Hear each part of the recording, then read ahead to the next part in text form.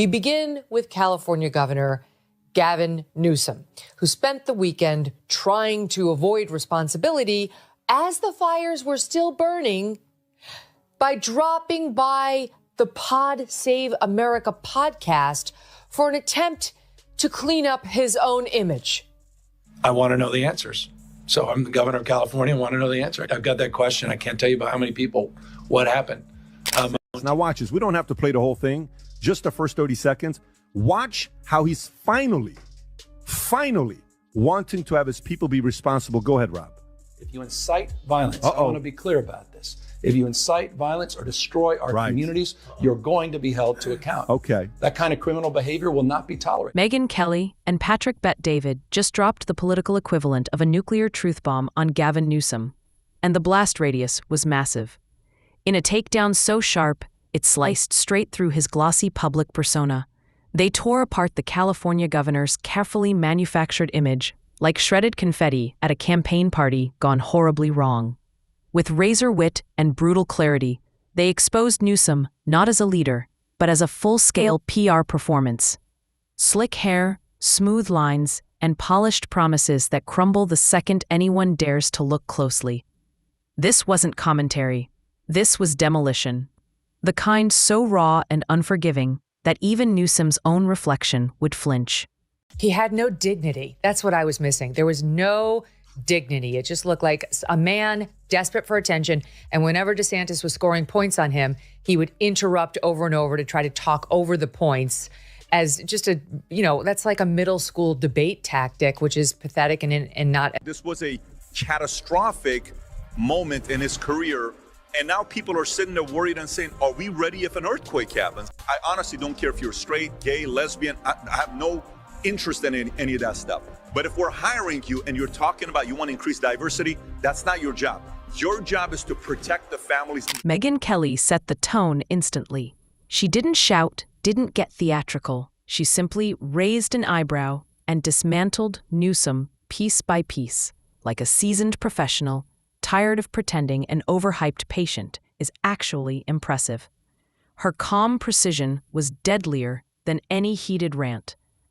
Every point landed with a quiet disbelief that someone so perfectly styled could be so wildly disconnected from the reality most people actually live in. I forgot to mention Gavin Newsom. Now, he's a far left progressive, and Bill Maher just came out in favor of him. But he's the most radical Democrat in America. Honestly, his politics may be left of the squads. He would be a hard no. I don't care how good his hairline is.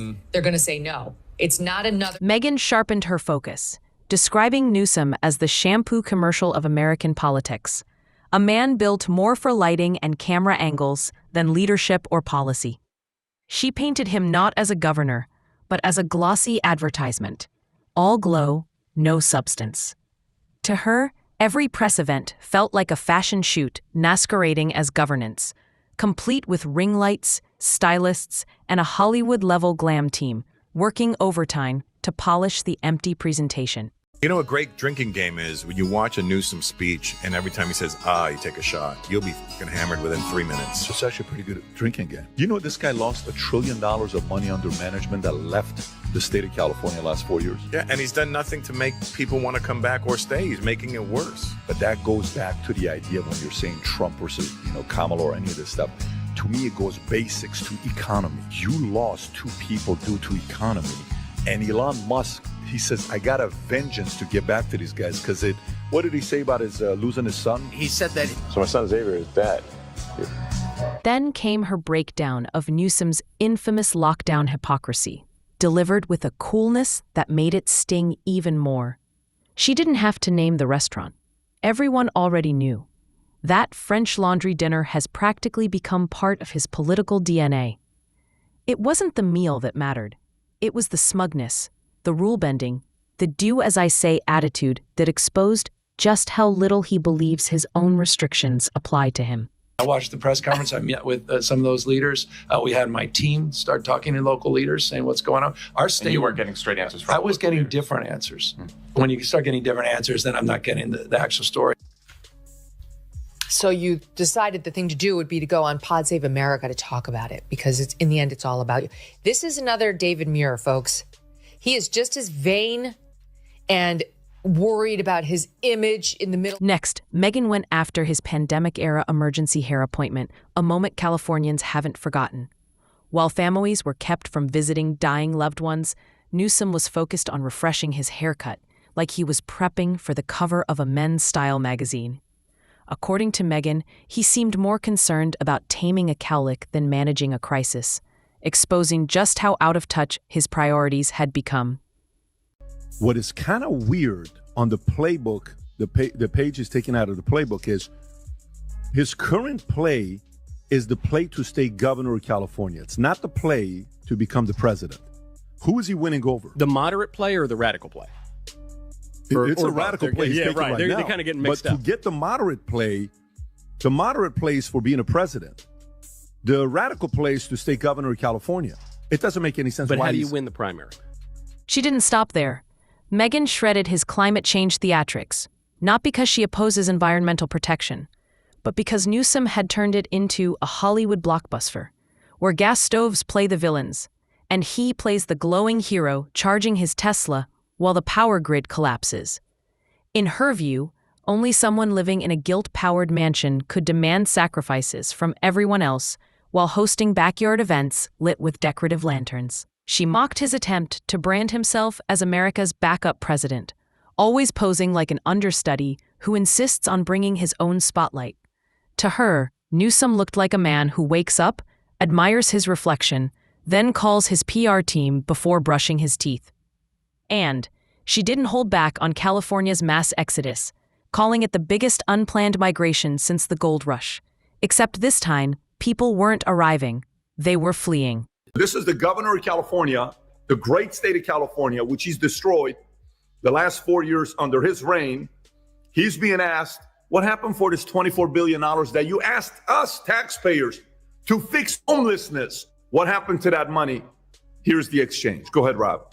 To determine whether the money that's being plowed into homelessness is being well spent. One of the vexing issues that was highlighted in the audit was local. And each city and county has different strategies and approaches. We've tried to level set that.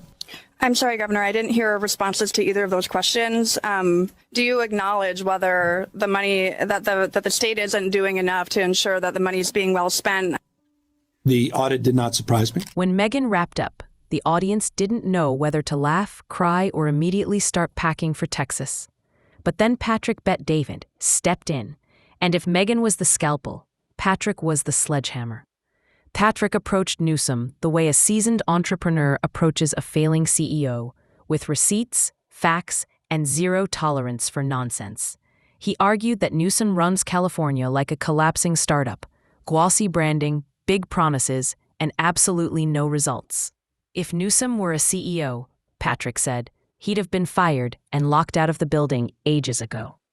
In any event, they're melting down on the left over what Gavin Newsom is doing, which is kind of fun. I mean, it almost makes me want to see it continue, but not really, because unlike Bill Maher, who definitely has a touch of the TDS, but can be fair to Republicans, the way Gavin Newsom governs is truly radical. I mean, there's nothing fair about the way he runs California when it comes to fairness to Republicans. Patrick didn't hold back. He mocked the idea that a governor drowning in a homelessness crisis could somehow pitch himself as a national leader. He compared it to the captain of the Titanic volunteering to pilot a space shuttle. He hammered the exodus of businesses. Tesla gone, Oracle gone, countless small businesses erased. If Newsom were running a company, Patrick said, losing that many clients would get him fired, evicted, and erased from the company archives. He called Newsom's tax system a protection racket disguised as policy, and described California schools as a documentary waiting to happen. One where activism replaces academics, test scores fall, and excuses rise. Nothing. He's sided over and over with that lunatic, Scott Wiener, the one that Carrie and Britt have been chasing down all over California on his radical trans ideology. I think he's only rejected that guy one time on his most crazy trans agenda. And now he wants to come out and say, like, oh, yeah, boys shouldn't be in girls' sports. Like Charlie said, well, what have you done about it? But Patrick didn't limit his roast to policy. He exposed the illusion behind the charisma, the mask Newsom hides behind. He argued that California wasn't failing from lack of resources, but from a surplus of Newsom's leadership.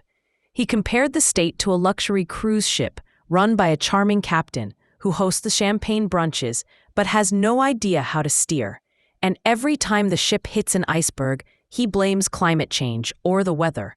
His final blow? If Newsom were a brand, Patrick said, he'd be an expensive cologne bottle with stunning packaging, but a scent that screams panic and poor decisions once you open it. This is the governor of California, the great state of California, which he's destroyed the last 4 years under his reign. He's being asked, what happened for this $24 billion that you asked us taxpayers to fix homelessness? What happened to that money? Here's the exchange. Go ahead, Rob. To determine whether the money that's being plowed into homelessness is being well spent. One of the vexing issues that was highlighted in the audit was local. And each city and county has different strategies and approaches. We've tried to level set that. I'm sorry, Governor, I didn't hear responses to either of those questions. Do you acknowledge whether the money that the state isn't doing enough to ensure that the money is being well spent? The audit did not surprise me. The state has advanced unprecedented investments, you're correct, and unprecedented interventions demanding more accountability with state money at the local level. What does that mean, buddy? It's like, at what point are the people going to say enough is enough and stop putting these type of people in power? It's your money, California. It's your money. And where's it going? Nothing is getting done. The streets are horrible. Both Megyn and Patrick understood Newsom's game. Appear everywhere, look confident doing it, and hope no one notices what's actually collapsing behind him. Megyn compared him to a substitute teacher who lectures the school principal, constantly criticizing other states while ignoring the chaos in his own. Patrick followed by comparing Newsom to a guy who burns down his kitchen and then confidently applies to be the White House chef. They weren't just speaking to an audience. They were speaking to millions of taxpayers wondering how a state with perfect weather and endless opportunities had become a living cautionary tale. Your kids in the school system of California, no matter what part of California you're in, why would you do that? So you don't trust the system. Number 4, if you choose to start a small business in California, do you think they've cleaned the homelessness? They got $24 billion of taxpayer money and homelessness just went up. In America, we have 770,000 of homeless people in America. 181 of it is in California.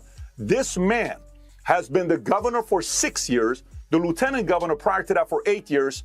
His policies have destroyed. Patrick kept hammering the point. He joked that if Newsom ran a gym, the equipment would literally be on fire, and customers would still be handed overpriced membership forms. Then Newsom would go on TV and insist nothing was wrong, urging everyone to smile more. To both Patrick and Megyn, this wasn't personal. It was a national warning. A warning that charisma isn't competence. And Instagram-ready politics collapse the moment real leadership is required. That Gavin Newsom was basically almost burned alive, the governor of California. Take a listen. We went up to one of the canyons on the fire, sitting there feeling we're a good quarter mile away. I'm not making this up, video to bear it out. All of a sudden, we see an ember, hits the tree goes on fire, 100 seconds. God is my witness, may have been 90 seconds. The house is in flames. I have embers of flames. They're taking it off my hair, and we're running back into the car. Winds are swirling around. Garbage cans were in the air, and we were getting the hell out of there. Okay, why is he saying his God is my witness and I'm not? Somewhere in California, Newsom's PR team was scrambling. Megyn returned to the heart of her critique. Newsom isn't governing, he's auditioning. Every speech, every dramatic moment, every camera appearance felt like a screen test for a role he hasn't earned. Patrick wrapped up by comparing Newsom to a luxury car with a flawless exterior, but no engine. It only moves when someone pushes it from behind. He mocked Newsom's habit of turning every crisis into a branded photo op. slapping hashtags onto disasters and calling it leadership. Together, Megyn and Patrick didn't just roast Newsom. They pulled the curtain off an entire political performance built on polished theatrics, curated chaos, and an image that simply can't survive real scrutiny.